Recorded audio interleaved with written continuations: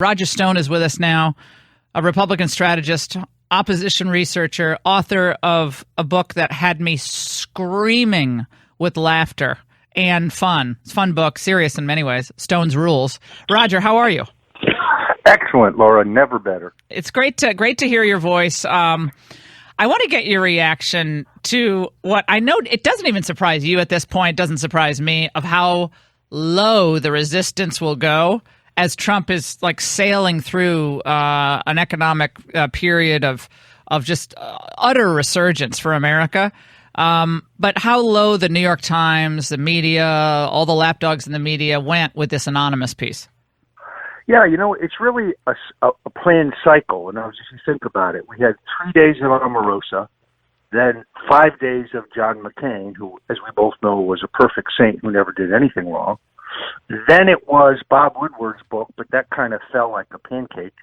And now it's this phony, anonymous editorial that I think we both believe actually no one wrote other than some writer at the New York Times. Stunning act of journalistic irresponsibility. You want to say something? Put your name on it. Yeah, and then at least, we can question you and we can say, oh, yeah, now, John Smith had a problem with conservative populism years ago. He hated Trump. He told, you know what I mean? Then you could cross-examine someone. But this is just like this is the best scenario for the resistance because they dominate the news cycle with all these defamatory things about Trump, and no one gets to question the author. That's pretty cool. Wow. Probably because there really is no author. Look, as you know, the New York Times is owned by the Mexican billionaire Carlos Slim, who in his other life was the single largest donor to the Clinton Foundation. So why would we believe that anything we read in the New York Times is real or accurate? All the news that's fit to print, embellished with a left-wing tint. Yeah, so and Jeff Bezos at the Washington Post, of course, the Amazon Post as we call it now. And meanwhile, as this is going on, we see Jerome Corsi, who is an old friend of yours and identified by the New York Times today as a conspiracy theorist and political commentator with connections to former Trump advisor Roger Stone, has been subpoenaed to testify on Friday before the grand jury and the Mueller investigation. And apparently it looks like the questions are going to involve you. Tell us about what you know, if anything, about this. Yeah, I wonder if Mueller and his Gestapo were aware of the fact that Corsi's written extensively to establish the fact that it was he who told me about the Podesta brothers' epic corruption in Russia in early August, and that it was that I based my now iconic tweet in which I said, the Podesta's time in the barrel will come, referring to two people. So perhaps I don't understand that Jerry Corsi's testimony could actually be exculpatory for me, because as I've told you, Laura, I had no advance notice of the acquisition or the release of John Podesta's devastatingly incriminating emails. That's a falsehood promulgated by the talking heads at MSNBC when they stopped drooling long enough to talk. Yeah, and I think, again, even in the Woodward book, Roger, there's nothing in the Woodward book, apparently. I mean, I haven't read it, but these are for the people who read it, about Russia collusion. There's no Russia collusion. Where's that big investigative reporter? No Russia collusion.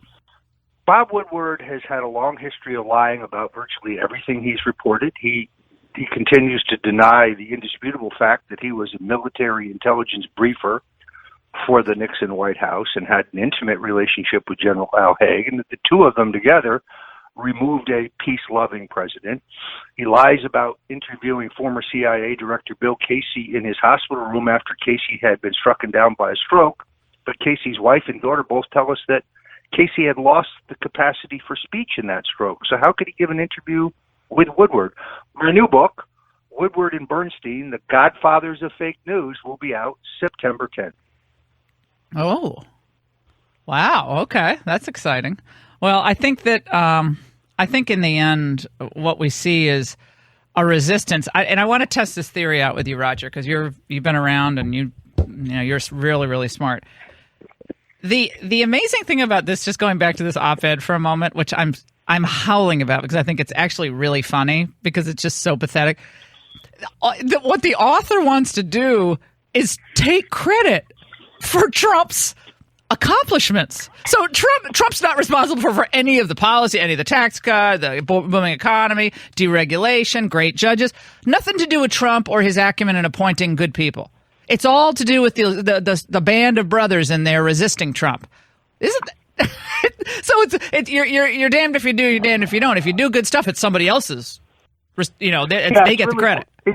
Yeah, I mean, look, I've read the excerpts from the Woodward book, and I don't know, some of it has the ring of some credibility. In other words, Gary Cohn, former head of Goldman Sachs, voted against Donald Trump, doesn't support tax cuts, was big on carbon credits. Never liked him.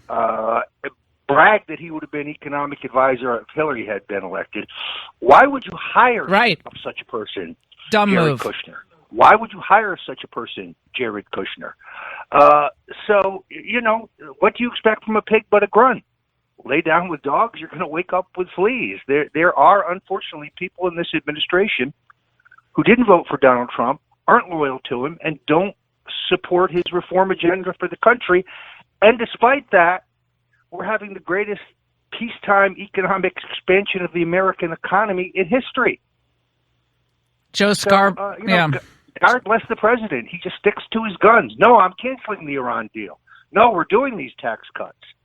3.2 million new jobs, 4.6% economic growth. They told us under Obama that was structurally impossible, couldn't be done. Wrong.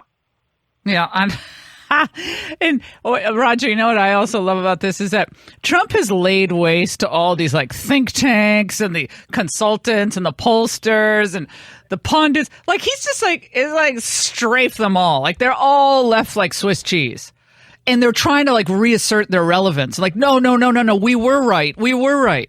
And meanwhile, the people are like, well, they pretty much have the same view of Trump as they had when he was elected. None of them matter. No, if this election were held tomorrow, he'd not only win, he'd win bigger than he did last time. I mean, there's a supreme irony. There's a reality disconnect with the establishment who are now whipping themselves into a lather. I think it's largely because the president's been as successful as he has. That's why they're so desperate to remove him in a coup d'état. That's why we have this witch hunt pursuing me. Laura, the only thing I'm guilty of is being awesome. I love that line. That's a good one. Can I steal that line, please? Certainly, man. There's some circumstances in which I could use that. Okay. I know no one's perfect, but come on. I mean, it's all so ridiculous. And you know what I keep thinking of, Roger? Imagine if we had just a modicum of fairness in the dominant media culture. Just a smidgen of fairness. How differently so many people would view this administration. Well, look, I've been in American politics for 40 years. I'm a veteran of 10 national presidential campaigns. I flip on CNN, and they don't even pretend anymore. No. You have panels with 5 drooling leftists, each trying to top each other in their viciousness against the president. They don't even put on a lone conservative. I did see Rick Santorum on yesterday. I felt sorry for him. It was 9-1, and they wouldn't let him talk. They kept trying to cut him off every time he was trying to make a point. Oh. I wouldn't even go on. No. It's just reached the point of absurdity. And then there's Chris Cuomo. What planet does he live on? Not the same one I live on, I guarantee you that. Well, I'm sure he'd have that job if his last name wasn't Cuomo. I'm sure he'd be. God bless him.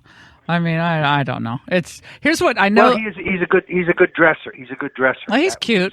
He's cute.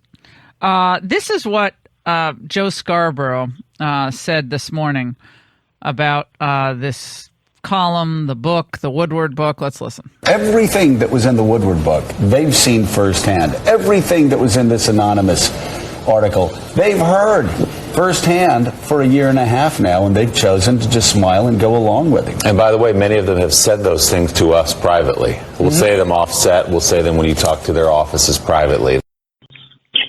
Your reaction? Well, I mean, Joe Scarborough has no credibility. I mean, what does Joe want to talk about? The gambling debts, the cocaine, the girlfriends, the dead intern? This guy is so motivated by hate, it's beyond belief. And the irony, Laura, is that he used to suck up to Donald. He was brown-nosing him all the time at Mar-a-Lago. In fact, as you recall, it was his fiancée who got the foreign policy, Dina Habib Powell, a real deep stater, hired at the Trump White House. So Joe's problem is that Donald Trump doesn't kiss his derriere. But he's not credible as a critic. No, well, and again, it's I'm not going to get into the dead intern. I don't go down that route. I'm just focusing on what's happening with the current slow rolling coup. You've called it that. I've called it that against a duly elected president of the United States.